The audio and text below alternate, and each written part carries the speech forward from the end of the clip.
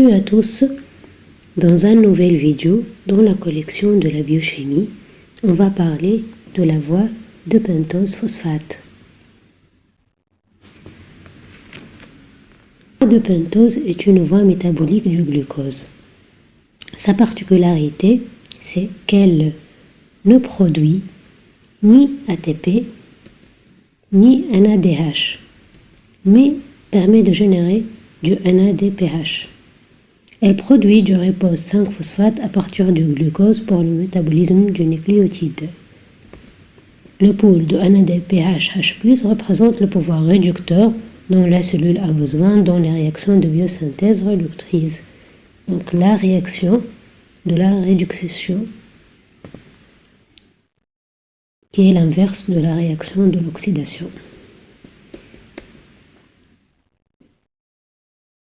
On commence par la phase 1.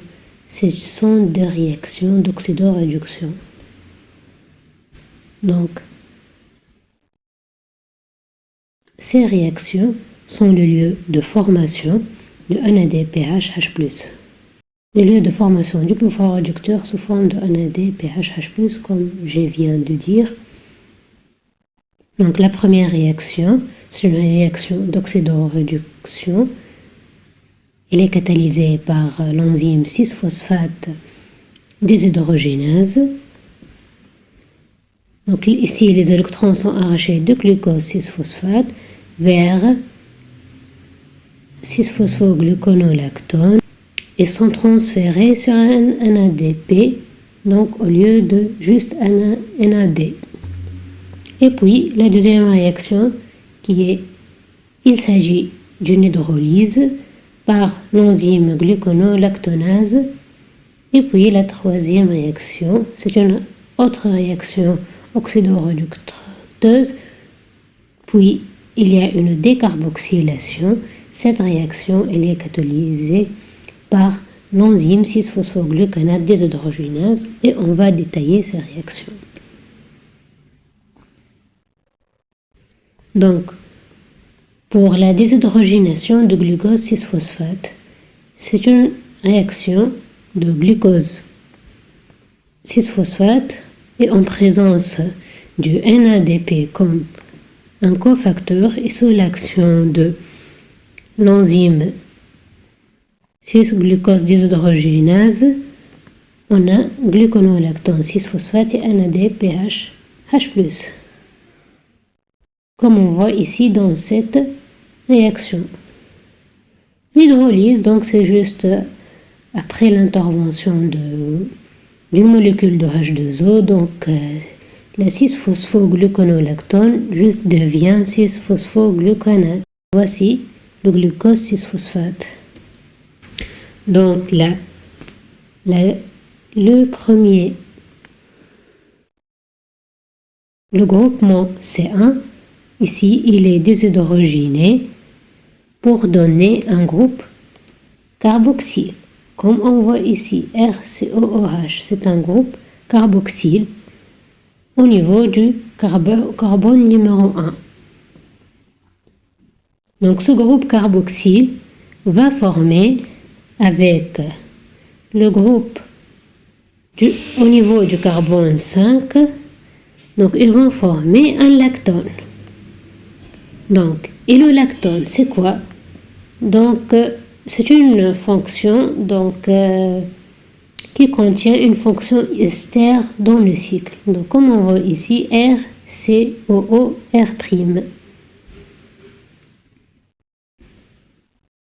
Et ce lactone, donc,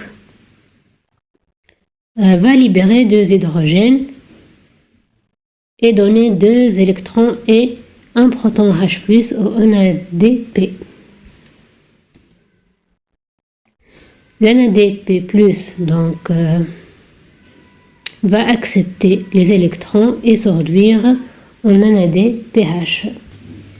Donc on va passer à la troisième réaction, que c'est, puisque la réaction d'hydrolyse elle est simple, on va passer à la troisième réaction qui est aussi une réaction d'oxydoréduction. Donc ici on a le gluconate 6-phosphate. Donc, on a une oxydation de la fonction alcool au niveau du carbone 3. Comme on voit ici, 1, 2, 3, c'est le carbone numéro 3. On a une fonction alcool. Donc, cette fonction alcool, elle va devenir une fonction cétone. Donc, elle est oxydée du groupe alcool, c'est ROH, une fonction cétone qui est R' et O. Donc, cette oxydation va déstabiliser la fonction carboxylique terminale. Comme on voit ici, le dernier carbone, donc il est déstabilisé. Donc, il est obligé à faire une décarboxylation pour devenir rubulose 5-phosphate. On va passer aux réactions de la phase 2. La phase 2, donc ici, il s'agit de réactions non oxydatives. La phase 2, il s'agit des réactions non oxydatives. Les deux réactions de cette phase préparent à la suivante, la phase 3, qu'on va parler de cette phase dans les minutes qui suivent. On a au début une épimérisation de rubulose 5-phosphate en xylulose 5-phosphate. Donc la réaction, elle est catalysée par une phosphopentose 3 épimérase et 2 des 3 rubulose 5-phosphate sont transformés en xylulose 5-phosphate. Comme on voit ici, donc c'est juste une épimérisation. Donc le OH de cette partie va être ici. Ce sont donc c'est symétrique.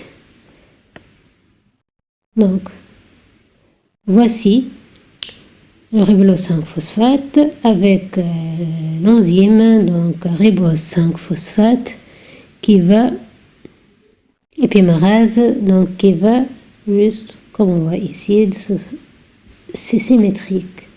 Donc le groupement OH va devenir ici et le H va devenir ici. Donc on passe à l'isomérasation du 3-phosphate rubulose.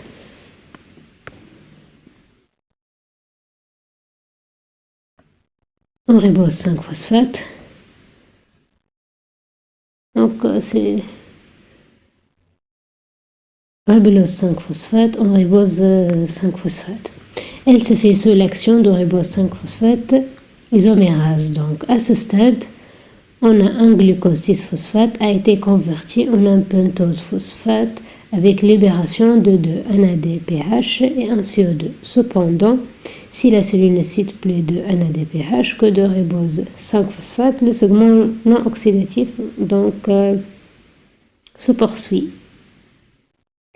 Si elle n'a pas nécessaire donc de NADPH plus que de ribose 5-phosphate, donc on va s'arrêter juste ici. Mais ici, on va continuer aux autres réactions. Donc, pour l'isomérisation, donc de ribulose 5-phosphate en ribose 5-phosphate sous l'action de ribose 5-phosphate isomérase. Donc, voici le dernier groupement va juste changer de conformation et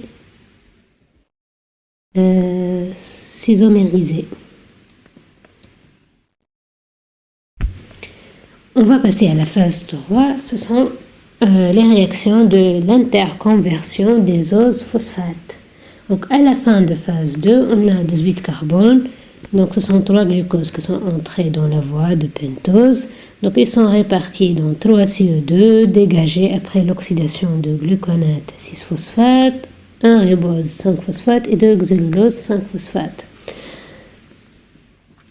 Donc dans la phase 3 se produisent 3 réactions, donc 2 de transcétolysation et une transaldolysation qui, par le jeu de transfert de carbone terminaux, permettent la reformation de glucose 6-phosphate via le fructose 6-phosphate en savant que toutes ces réactions sont réversibles. Donc pour la transcétolysation, donc elle consiste en échange de deux groupes carbonés entre deux sucres.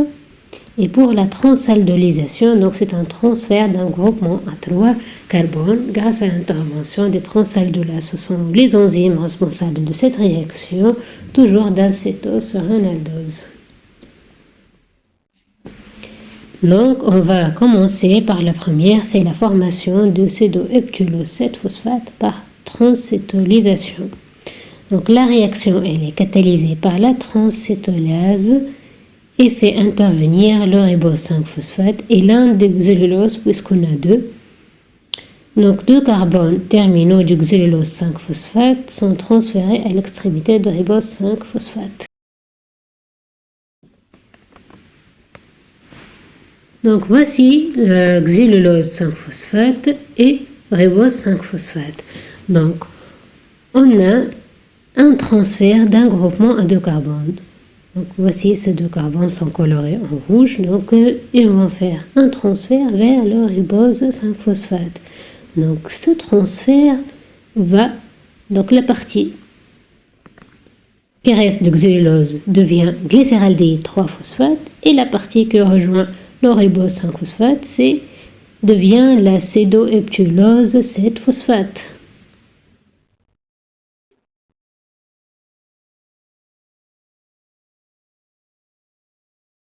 Et puis, on a une formation du fructose 6-phosphate par la transaldolysation.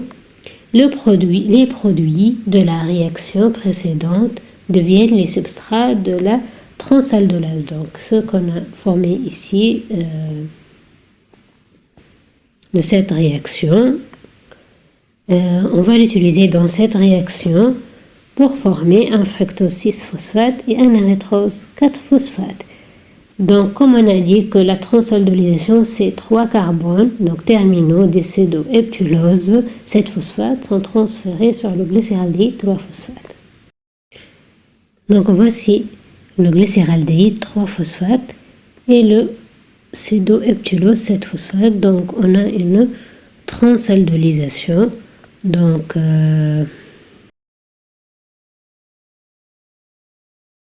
vont être transmis vers le glycéraldéhyde 3-phosphate pour former le fructose 6-phosphate et l'arrêtrose 4-phosphate. Donc, formation d'un second fructose 6-phosphate par transcétolysation. Donc, les deux premiers carbones du xylulose 5-phosphate restants sont transférés sur l'arrêtrose 4-phosphate pour former un deuxième fructose 6-phosphate avec libération d'un glycéraldéhyde 3-phosphate et la réaction elle est catalysée par la transcétolase. On a ici xylulose 5-phosphate et arrêtrose 4-phosphate. Donc on a une transcétolysation, c'est la deuxième transcétolysation. Donc c'est un transfert d'un groupement à deux carbones comme il est coloré ici. Donc vont être transférés donc vers l'arrêtrose 4-phosphate pour donner lieu à un deuxième fructose 6-phosphate et glycéraldéhyde 3-phosphate. Donc le bilan de la voie, on a 3 glucose 6-phosphate plus 6 NADP va donner 2 glucose 6-phosphate plus glycéraldéhyde 3-phosphate plus 6 NADP HH+, plus 3 CO2 ou glucose 6-phosphate plus 6 NADP va donner glycéraldéhyde 3-phosphate, 3 CO2 et 6 NADPH H+. Donc juste le nombre de glucose ici de fer. Donc un glucose, il est oxydé, donc il donne 2 glycéraldéhyde 3-phosphate, donc 3 fois 2 CO2 et 6 fois 2 NADPH et H+. Plutôt NADPH H+. L'oxydation complète d'un glucose donc fournit 12 NADPH H+, ce qui donne glucose 6-phosphate plus 12 NADP va donner 6 CO2, 12 NADPH H+, et PI. L'ensemble de ces réactions constitue le mode 1 de fonctionnement des voies de pentose phosphate destinées à produire essentiellement du pouvoir réducteur pour la biosynthèse. Ici, on parle juste de production de NADPH+.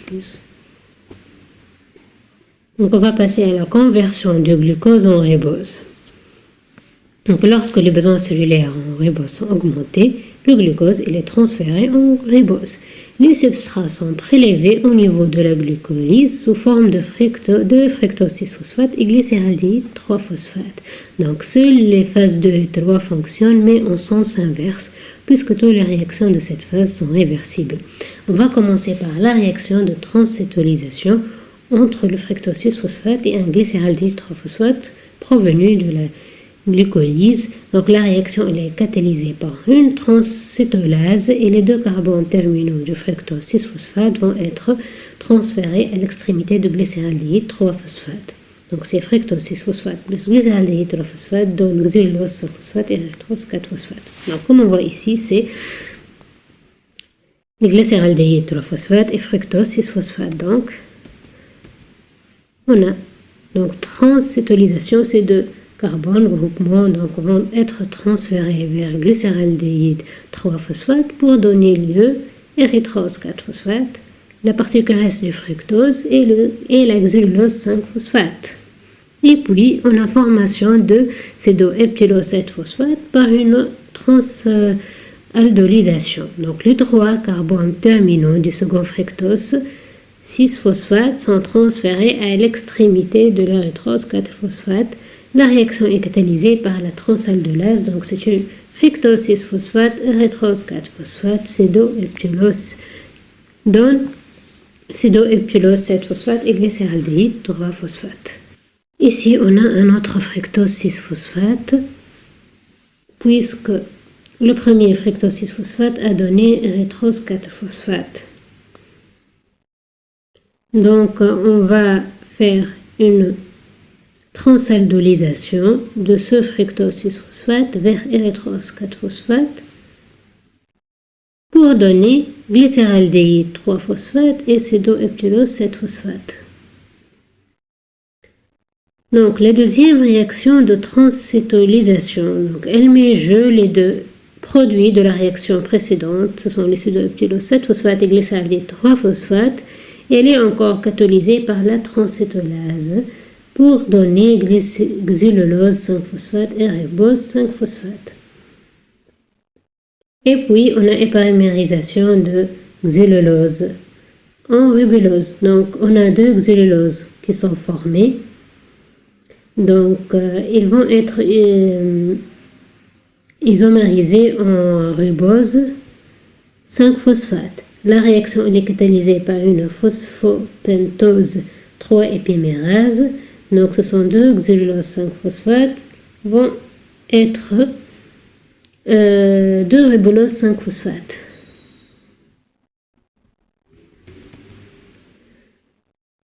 Et puis, c'est une isomérisation des deux ribulose phosphate en ribose 5-phosphate.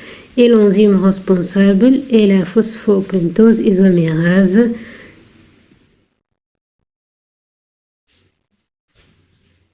Ce sont deux ribulose 5-phosphate qui vont donner deux ribose 5-phosphate.